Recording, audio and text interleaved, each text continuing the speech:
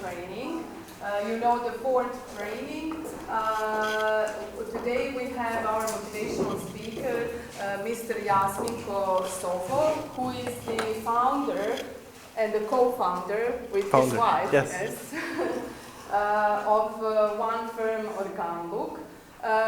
He will talk about his experience as one of the motivational speakers. You are familiar with the concept, and we hope that he will also, as the previous speakers, inspire you, give you some advices, encourage you, and so on to start your own businesses and to have some kind of output of this project that is the second year in realization. Okay, so welcome, Jasmin, and feel free to talk with the students, and after that they can ask questions if they have.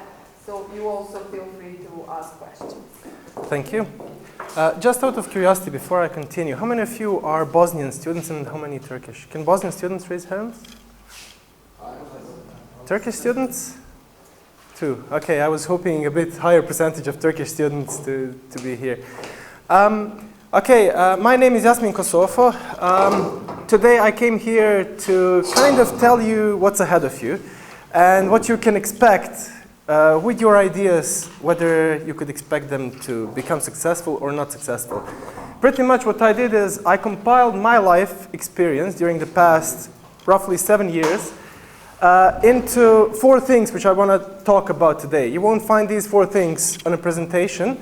I'm going to tell them and I'm going to repeat them. And basically these 4 things are the ones that are going to make you to become successful and to remain successful, hopefully, if you follow the procedure the way it is. In order to explain it, I'm going to tell you my life story. It could be a bit long, but it's necessary for you to understand how it all evolved. When I was in high school, that was back in 1999, 2000, I was playing a lot of games, something that pretty much all of you are doing right now. And at that time, you didn't have too much choice. You could play any games that you had available. And those science magazines had CDs with demo versions of games. So I ran into one interesting game called Capitalism 2. And that game was basically a simulation of economy, how economy worked. And pretty much that was the only demo game which I could play endlessly. It wasn't time limited, but it was limited to a certain amount of scenarios. However, the game was so successful that I heard at some point that some universities used it to present how the economy actually works to their students. It contained everything from supermarkets to farms to factories to timber mills to oil rigs to import, export, competition, stock exchange, balance sheets, you name it, it's there. What I learned from that experience is that simulation basically translates into the real life. How? I played that game quite a lot, and the knowledge I gained from the game I tried to, at that time, apply to real life situations. Back in the day, that happened roughly when the Sarajevo Stock Exchange was founded. And when the first news came across, I wanted to use my experience from this game to see whether I learned something. And I picked 5 not so intuitive companies. I didn't pick banks, I didn't pick those big companies which you would expect to have boom in stock exchange prices. I picked 5 average companies and said to myself, if I had some money, I would invest in these companies and I would make money within 1 year. After 1 year, after Sarajevo Stock Exchange was founded, the stock prices of those 5 companies went up from 2 km to 20 km per stock. So it was like 10 times the investment. So if I invested 100,000 km, within 1 year, I would be a millionaire. At that time, I had absolutely no money. So it was, wow, this really works. And roughly at the same time, government started selling their companies. And I was reading the business news all over the place, from Avaz, internet, and so on. And I had a few interesting situations where there were really big companies, like cement factory in Kakanj, which were out for sale. And I was following who are the competitors who wanted to buy the companies. And I would always pick one favorite and said, if this company buys, this Bosnian company, it's going to be a success. If the other ones buy it, it's going to be a failure.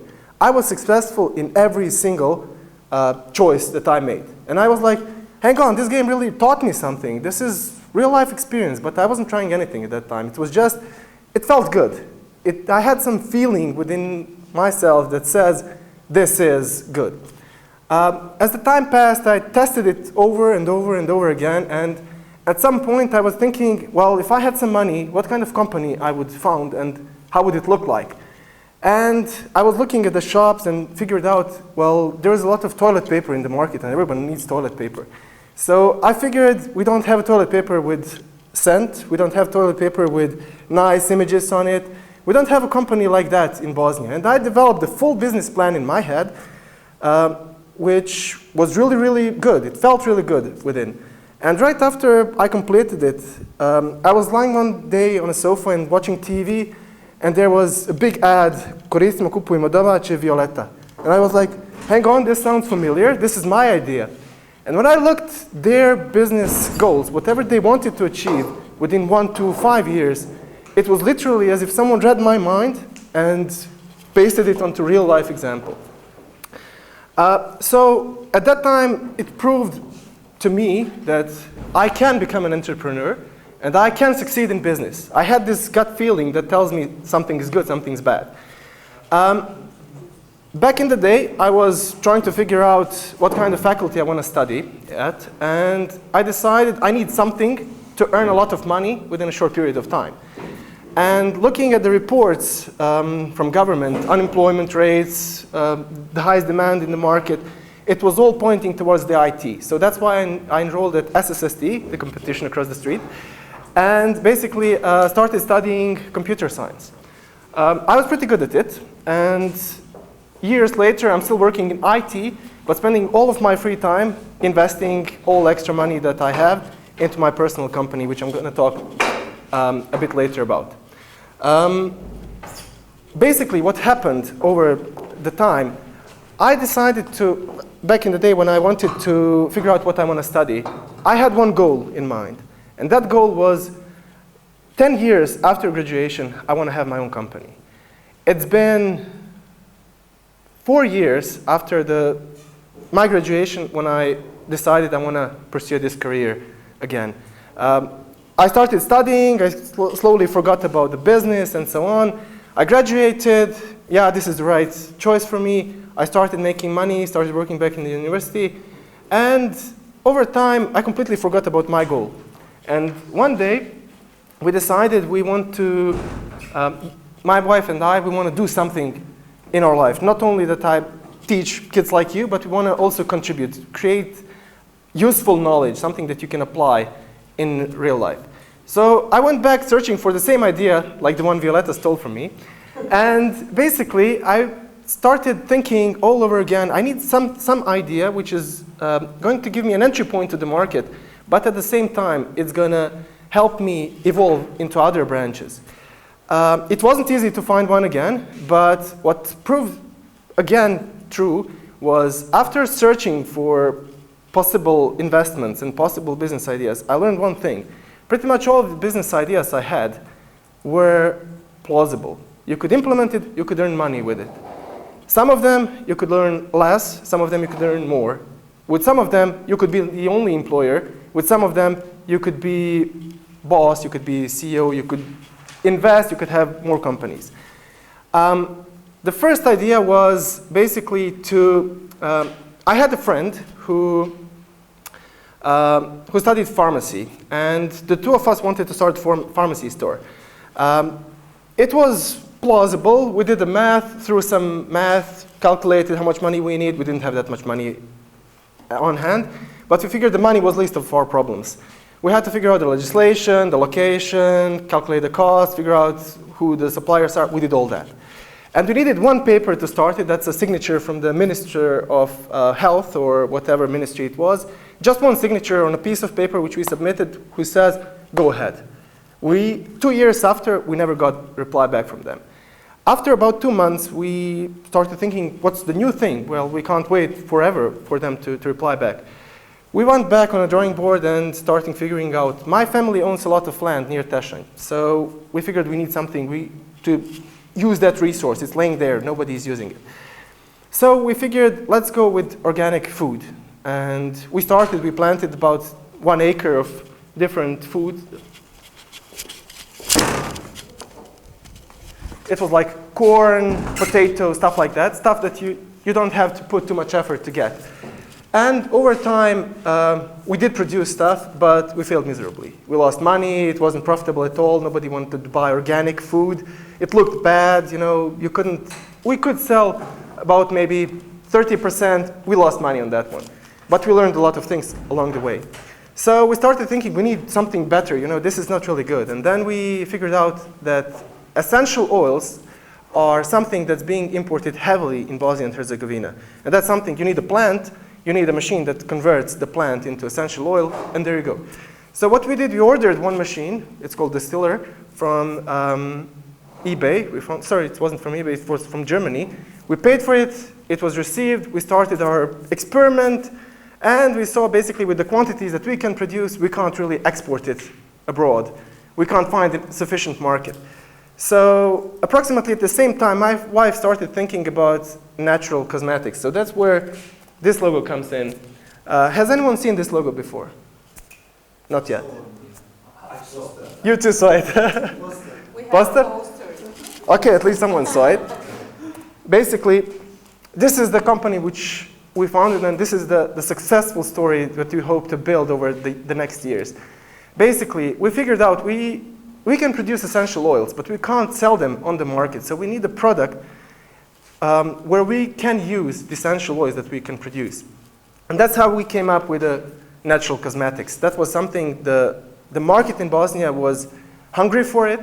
We took a look at the case scenarios from the neighboring countries. We saw that Croatia is about 10 years ahead of us. And we investigated the Croatian background, how it developed over the years. And we saw the huge potential in this branch. So basically, we decided to pursue this career. It took us, we sold our first product on the 25th of September, 2013. That's when the first sale occurred. And it was a friend who shared the same office with me. She wanted to be the first customer. So she was basically the first one to buy it. And over the upcoming years, only family and friends were buying it. However, as we were reinvesting all of the money we earned, we didn't pull out any money we invested in the project, it started being better and better, and more people heard about it, and more people wanted to buy it. And over time, we developed, over the basically 1.5 years, let's say, 2 years, we developed more than 40 different products. And basically, all these 40 different products are part of our portfolio. Some of them evolved, some of them we discarded, some of them were successful, some of them were not so successful. However, over time you learn that anything that happens to you, good or bad, is the knowledge that you get. And this knowledge is a driving force behind all of your startups that you're going to found. So basically, use every single opportunity to learn something. You will inevitably fail. It's going to hurt more sometimes, and it's going to hurt less some other times. But do not stop. And it's going to bring better, it's going to be better and better over time. So basically, one of the 4 things I came here to tell you today, the first one is an algorithm that's going to make you do this. The algorithm is very, very simple. It contains 4 steps. Learn something. You all are here to learn. You all are here to gain knowledge somehow. You can gain knowledge in many, many mysterious ways. Some of them are books, some of them are experience, some of them are friends, some of them are news. You can get experience and knowledge from everywhere. Like I gained it from the game. Who would expect someone can learn something from a game? But in any case, you can gain knowledge in places where you don't even look for it. So the first step is gain knowledge. Second step is for you guys to make an attempt. Try to do something. I tried with planting. I tried with registering one company. I tried with so many different things. And I failed. So basically, the third step is inevitable failure. After you learn and apply knowledge, you're going to fail. And after you fail, you're going to learn from your failure, and you're going to repeat the loop. So that's the algorithm. You learn, you apply the knowledge, you fail, you learn from the failure, and repeat the cycle. It's never going to end. You're going to repeat the same thing all over your lives. So that's one of the 4 things I came here to tell you. The other one thing is setting the goals. Basically, when I was a kid in high school, I've set up a goal. I want to have my own company 10 years after I graduate. And that was at some point, I remember that goal, and I reassessed my career. I was a lecturer, basically, during the 4th year at SST. That's where I worked and taught the competition across the street.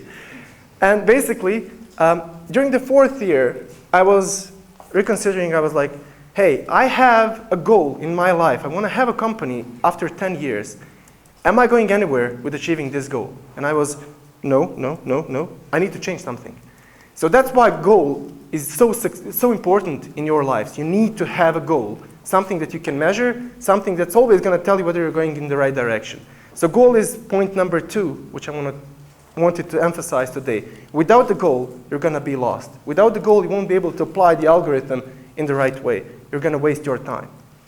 The third important thing is driving force of the algorithm. You need something to make you repeat the loops, to rise after every failure. It hurts. Trust me, it hurts. When you lose money, it hurts the most, especially when you don't have some. It hurts when you lose reputation. It hurts most. When you lose reputation, it's very difficult to build it again. So the third most important thing is that you need to surround yourselves with positive people. Another real-life example. I know a person who was really successful. That person built a company from nothing right after the war. It was a government-owned company. He was very, very successful. And basically, at some point, the government decided he no longer needs to be director of that company. His morale failed, mainly because he was surrounded by the negative people. People who told him, you failed, you're not going to succeed. Those guys are so successful at failing you, don't try it again. And he never rose again. He was really, really successful, and I tend to look up and learn from his mistakes and not to repeat them with my own business. He was more successful than me, but he didn't succeed again after he failed. But he had all of the knowledge, experience, connections, everything in order to rise back with some other business. He settled with an average job, which he is happy. However, I think he could have achieved way, way more if he rose up. So in order to drive the algorithm every single time you fail, and you will fail inevitably, what you need is positive people, positive thinking. I can do it. This is something that can be achieved. You need this kind of people. Even your family can be against your business ideas. Your mom, your brother, your father, your boyfriend, wife, husband, whoever, they can tell you, don't try, give up. This is not really good for us. It's not so good. So you need people, whether it's friends, whether it's advisors, someone to keep you going. And the fourth thing is something you need to be careful, because the algorithm itself can be a bit tricky. It all sounds good. Learn, apply knowledge, make mistake, repeat it all over again until you succeed. And after you succeed, improve. What can happen here is the cycle. The cycle tends to bring you into the comfort zone. The comfort zone is your worst enemy. The comfort zone is, for example, when you're doing a difficult math task, and you do it, it takes you about, 10 minutes to solve it first time. The second time you do it with the different numbers, it's going to take you 5 minutes. Third time, it's going to take you 2 minutes, and so on. After some time, you're not gaining any more knowledge. You're being faster and faster. At some point, you won't advance in whatever you're doing. So you need to change things. You need to think ahead. You need to think about the competition. Because if you are not changing, if you're not failing, someone else is failing and gaining knowledge and taking away your market share. So basically, these four things, you need to keep an eye on them. One is the algorithm: learn, apply knowledge, fail, and repeat it. The second thing is you have to have the goal. You have to know where you want to be at some point. Trust me, you will have goals which will change over time. It's perfectly good. That's something that can happen. But you have to have goal. You have to have certain reference mark, like a milestone, where you have to go. Then you need to surround yourselves with successful people. And what's the fourth thing? Who was listening? Stay out of the comfort zone. The comfort zone is one of your worst enemies. That's what brought the person from the last story, from being extremely successful to not being successful anymore. Okay, so the last thing I want to show you are basically some of the products. My wife was basically supposed to be here because she's behind all those recipes. I'm there mainly for the financial parts, not to waste money on bags and stuff. You know, you need to focus sometimes on certain things. But basically, she's a student of pharmaceutical faculty, and basically she is the one who made all these products. What's important thing to make here is that she didn't learn this at university. She had only one course which kind of correlates to all this, and the only thing she learned how to make at the university was basically lip balm. And this is our lip balm, which I kind of carry around to show it off to people. Basically, what we had to do is invest into sending her abroad to gain knowledge. So knowledge is something that makes a distinction between good businesses and bad businesses, between successful stories and not so successful stories. Use every single opportunity, no matter how stupid it sounds. You can gain knowledge from movies, you can gain knowledge from games, you can gain knowledge from stories. You can gain knowledge from everywhere. So basically, just to show you a few of our products, these, I'm sorry about the bad presentation. I don't have too good graphical skills, so that's why I have graphical designer, which was kind enough to design our brochure.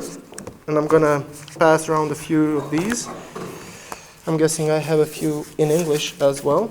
Okay, we can deal with that a bit later. You will run into situations sometimes where you can't handle everything. That's where you need to bring in good people to help you. And sometimes you need to pay a lot to get good stuff. So basically, these are only some of the 40+ products that we have. This is something that we try to distinguish ourselves from the market. These are soaps for kids, because kids don't tend to wash their hands too often. And we thought if we kind of give them something interesting as a shape, they may really want to start washing their hands more frequently. This is also something which I believe we're the only ones making in Bosnia right now. I know of one company which imports this.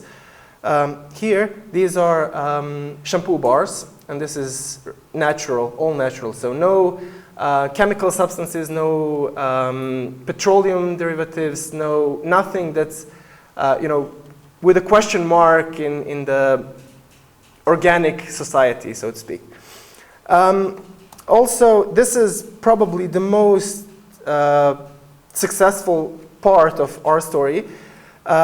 Basically, all of you know that Sarajevo Business Forum is running right now, and my wife is back at Hotel Terme, there on a lunch or whatever with some of the ladies. And basically, BBI Bank approached us and wanted us to make the VIP presents for lady guests of Sarajevo Business Forum. And boxes like these are given to VIP lady guests. Just to name a few, for example, Davutoglu's wife is going to get this present. Also, wife of one of the richest people on earth will receive this. Basically, he is one of the investors. Yes. His wife, plural, are going to get our products. These are not the only ones, but these are the most expensive ones, most expensive products. For this occasion, we had to develop new products, and this was one of the things where people tell you, if you don't know something, accept it, then learn it, then make it. These 3 products were part of our line before, and these 4 products we had to make in order to fill in the box, because we didn't have so many products at that time. Out of these 4, 2 were made for the first time, and 2 were rebranded, we bought a bit better packaging and had to invest in better design. And this is basically how the package looks like, and this is the contents of one of the packages. So basically, it takes time to make a successful story, but as long as you rise after every failure, and I remember this, you will fail, and as long as you are prepared to fail, you're going to succeed. As long as you repeat and rise after failure, as long as you learn from your failures, you're going to succeed. I told you pretty much everything I wanted to share with you guys. It's up to you now to use my experience, my life story, and turn your idea into a success. Thank you. Any questions? Questions? Questions? Yes? You talked about the fourth step, avoiding the comfort zone. You mentioned this, but how do you set new goals? You said, I have a goal, I accomplish the goal, I get comfortable in that position. How do you stretch to set the next goal? Do you just repeat the algorithm, learn again, and find out where's the next place, the next product, the next market? Yes. Or what are your methods for okay, basically, setting a new goal. At some point, you're going to set a goal which you cannot achieve for whatever reason. It's not going to be viable anymore. It's not going to be interesting. For example, imagine if I had 10 years ago a goal to develop app for Java apps on mobile devices. And all of a sudden, nobody uses those old phones and my business idea fails. After some point, I needed to adjust my business idea to accommodate to Apple devices, to iPhones, to Android devices, to Windows phones, and so on. So you need to keep an eye on the competition. Target who is your competitor. Target someone who is ahead of you. Target a few people which are around you. Always research the market. Knowing who is your competition is something that's also one of the driving forces behind your business. At some point, you're going to whether reach your goal. For example, I registered my company 6 years before my deadline, so I had to come up with a new goal. I achieved something. Picking the right goal is one of the difficult things. Having the goal is a must. Having a bad goal or a good goal is something you can work on, but not having a goal is going to get you messed up. It's not going to be a successful story. So even though you may set up wrong goals, for example, back in the days, I could have set up a goal to develop Java app, which no longer works, but it was a goal. And at some point, the competition caught up. Something happened, so I had to change my goal. It's perfectly fine to change your goals as long as you have them. If you don't have goals, you're going to fail. I hope that answers. Also, the comfort zone is very, very touchy one, because once you're in it, you're not able to tell whether you are in the comfort zone or not in the comfort zone. How to figure it out? You can't. It's really, really difficult. You can't. There is no algorithm for determining I'm in the comfort zone. What you can do is, after some time, always look back and analyze what you did. If you see that you're repeating certain amount of steps, and that's not making you so happy, it's not pushing your limits, you're not doing anything new, put a question mark and say, hey, am I doing this right? Am I in my comfort zone? The comfort zone is basically where you feel satisfied. That's something that feels good inside. I don't have to do anything else. It's perfectly fine. That's your worst enemy.